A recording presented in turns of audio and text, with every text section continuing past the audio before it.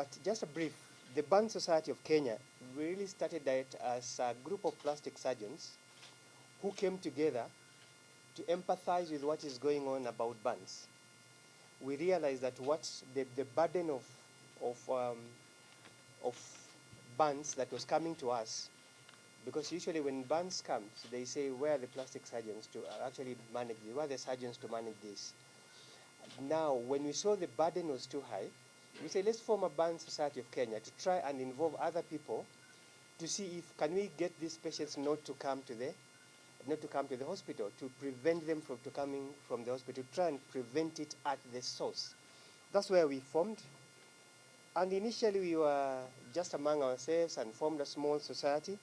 Then we said, let's form this society and get our stakeholders to come and say, how can we get prevention at the source?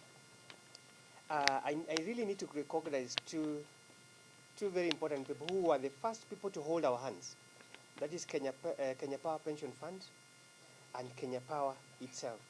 Those are two first organizations. We were so green, they didn't even know us properly.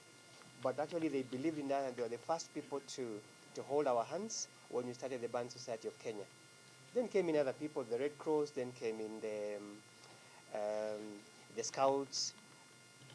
Then, as Dr. Kahoro has said, initially we were doing it on our own. We did a burns walk on our own. Then, actually, somebody from Red Cross whispered to us and said, we are duplicating something. There's a group also which is under the National Disaster Management, which is also doing almost the same thing, trying to deal with disasters, and also the HDMU. Why don't we join? And actually, with the push from Red Cross, actually, we joined the other stakeholders. We became a bigger group.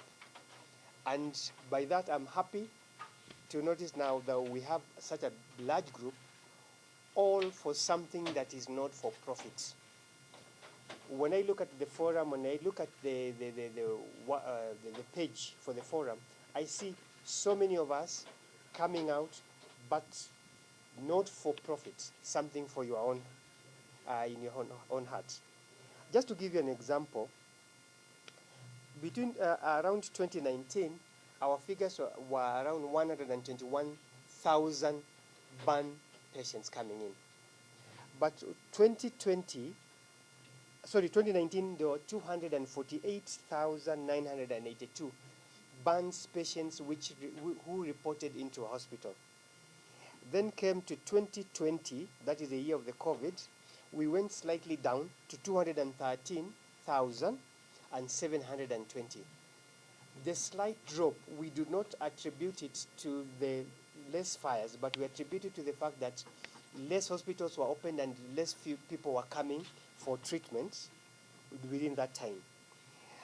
We are at Kenyatta National Hospital, and I'm just quoting, somebody else may quote these figures.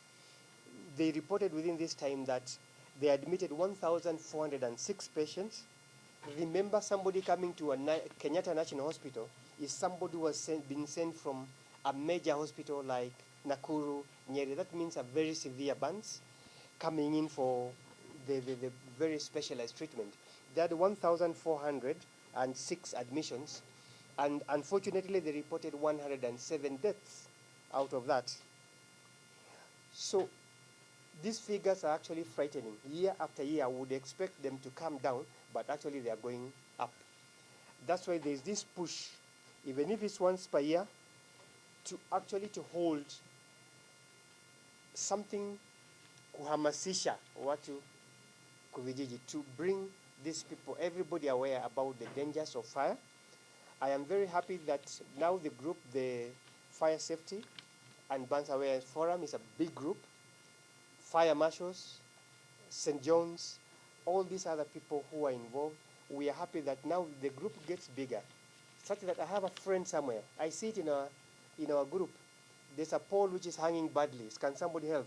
And somebody from Kenya Power says, we have responded, which is really good. That's a fire averted.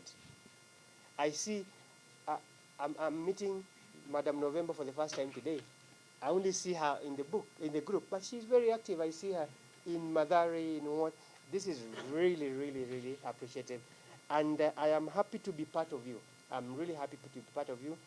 The Burn Society of Kenya, actually, our work reduced by 90% when all of you came up. And we were able now to reach the community as a big group. We must recognize and give a lot of gratitude to Kenyatta National Hospital. It has been our mother, and initially when we started everything else, we really relied on the backbone of Kenyatta National Hospital. They have been with us, they have sat with us. I wish to recognize Dr. Wabwire, sitting there quietly. He's the head of specialist service. He's a colleague of ours. But this is a gentleman I just called and he'll sort me out in Kenyatta National Hospital.